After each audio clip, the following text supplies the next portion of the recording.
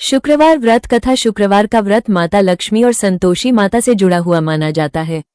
ये कथा बहुत प्राचीन है और लोक परंपराओं में पीढ़ी दर पीढ़ी श्रद्धा के साथ कहीं सुनी जाती रही है। कहा जाता है कि यह कथा स्वयं साधारण गृहस्थों के जीवन से निकली हुई सच्ची अनुभूतियों पर आधारित है, जहां श्रद्धा, संयम और विश्वास से जीवन बदलता हुआ देखा गया। बहुत समय पहले की बात है। एक नगर में एक सेठ परिवार रहता था। सेठ बहुत धनवान थे, व्यापार में उनकी बड़ी प्रतिष्ठा थी।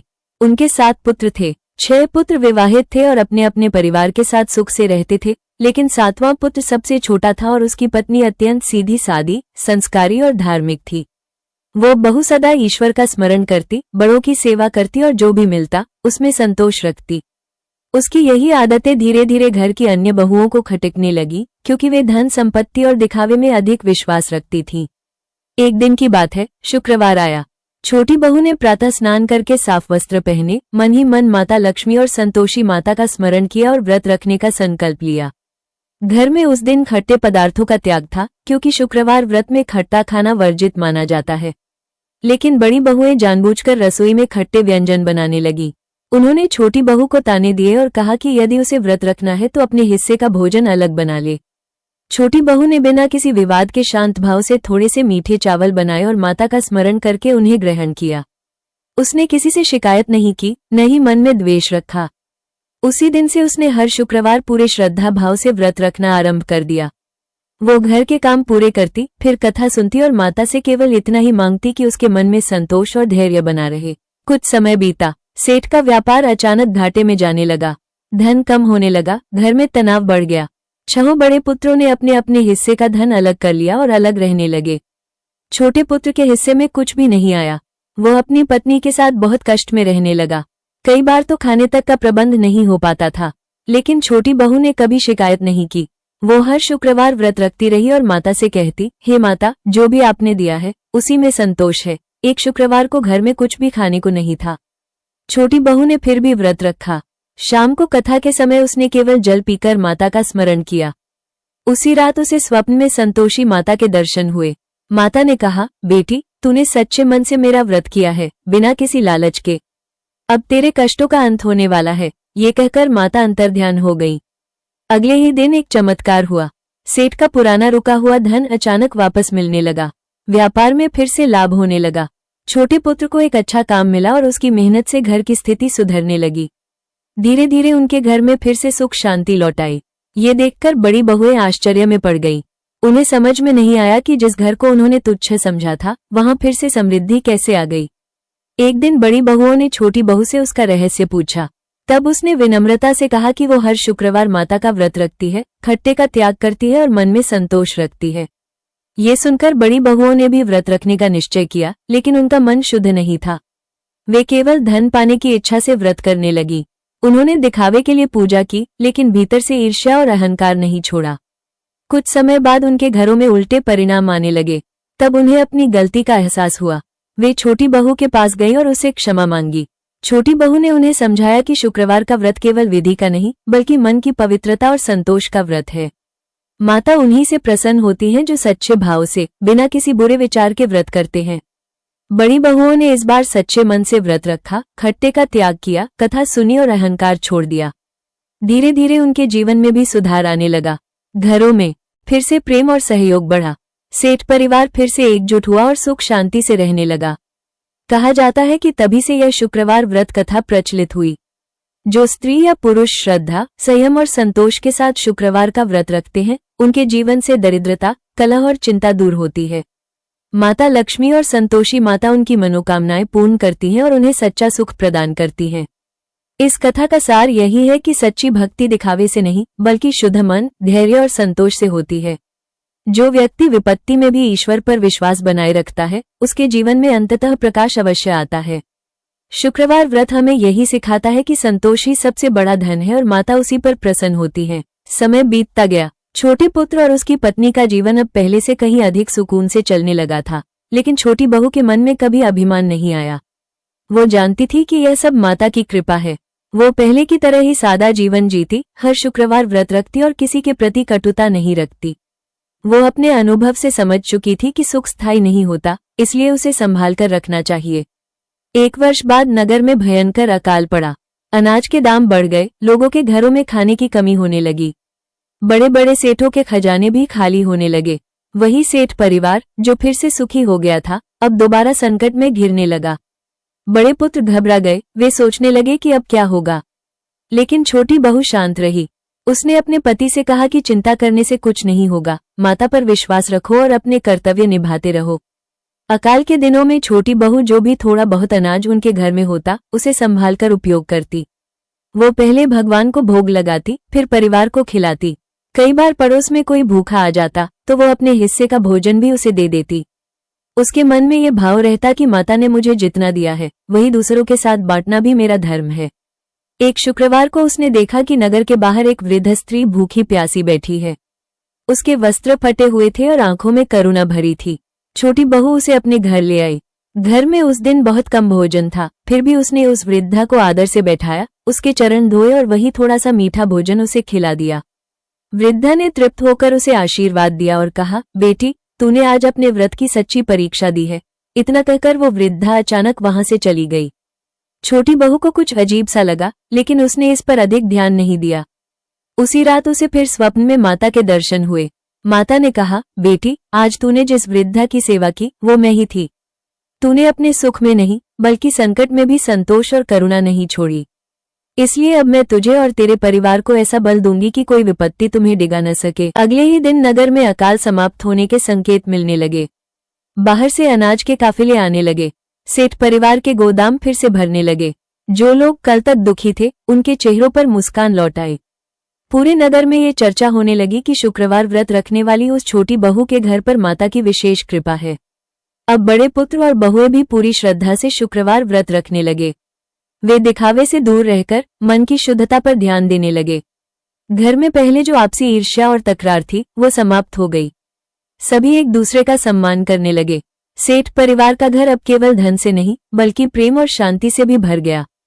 कहा जाता है कि छोटी बहू ने जीवन भर शुक्रवार का व्रत कभी नहीं छोड़ा। उसने अपने बच्चों को भी यही संस्कार दिए कि लक्ष्मी केवल धन नहीं बल्कि सद्बुद्धि, संतोष और सेवा का नाम है। उसके घर में कभी भंडार खाली नहीं हुआ, न ही मन में अशांति आई। इस प्रकार यह सच्ची शुक्रवार व्रत कथा हमें सिखाती है कि माता लक्ष्मी और संतोषी माता केवल पूजा पाठ से नहीं बल्कि हमारे व्यवहार, धैर्य और करुणा से प्रसन्न होती हैं। जो व्यक्ति अभाव में भी संतोष रखता है, दूसरों की सहायता करता है और मन को पवित्र रखता है, उसके जीवन में माता स्वयं निवास करने लगती है।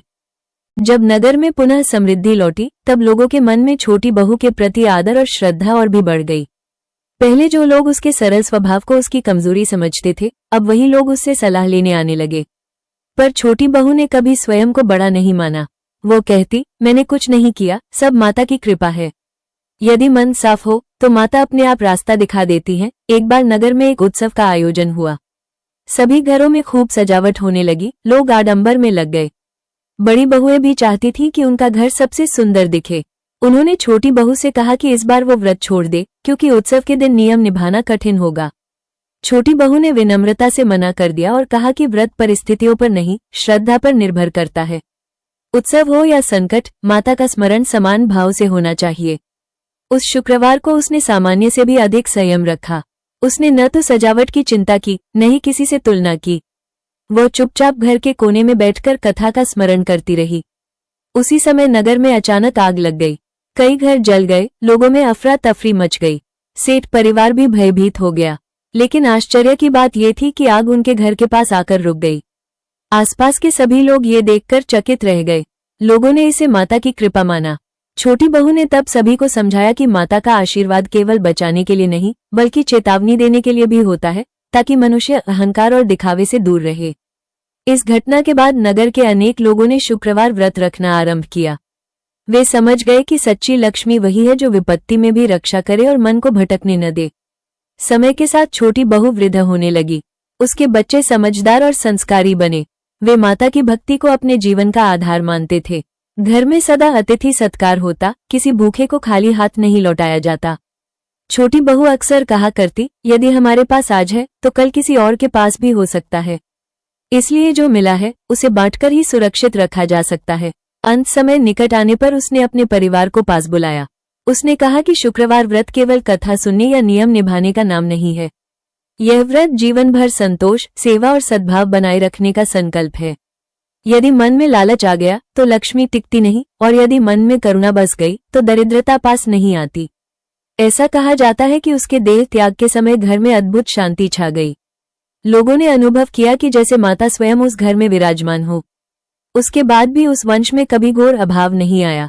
जो भी सच्चे मन से शुक्रवार व्रत करता, उसकी मनोकामना पूरी होती रही। इस प्रकार यह सच्ची शुक्रवार व्रत कथा पीढ़ियों तक चलती रही।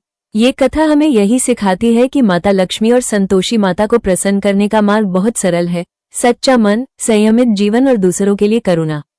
जो व्यक्ति इन गुणों को अपना लेता है, उसके जीवन में स्वयं माता का वास हो जाता है। अंत में यही कहा गया कि छोटी बहू के जीवन ने ये प्रमाणित कर दिया कि माता लक्ष्मी और संतोषी माता केवल धन से नहीं, बल्कि शुद्ध विचार, संयम और सेवा से प्रसन्न होती हैं। उसने न कभी किसी से ईर्ष्या की, न ही संकट के समय धैर्य छोड़ा। सुख आया तो विनम्र रही और दुख आया तो विश्वास नहीं डगमगाया। यही कारण था कि माता की कृपा उसके घर में सदा बनी रही। उसके बाद से उस नगर में ये परंपरा बन गई कि हर शुक्रवार लोग मन, वचन और कर्म से पवित्र रहकर व्रत रखते, खट्टे का त्याग करते और कथा सुनते सुनाते।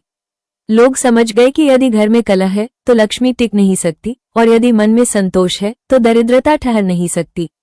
माता की भक्ति ने उनके जीवन को केवल समृद्ध ही नहीं, बल्कि शांत और मर्यादित भी बना दिया। कहा जाता है कि जो स्त्री या पुरुष श्रद्धा और नियम के साथ शुक्रवार का व्रत करता है, दूसरों का अहित नहीं करता, भूखे को अन्न देता है और मन में संतोष रखता है, उसके घर में कभी अभाव नहीं रहता। माता उसकी बुद्धि को शुद्ध करती है, उसके कर्मों को सफल बनाती है और उसे ऐसा सुख देती है जो बाहरी धन से कहीं बड़ा होता है।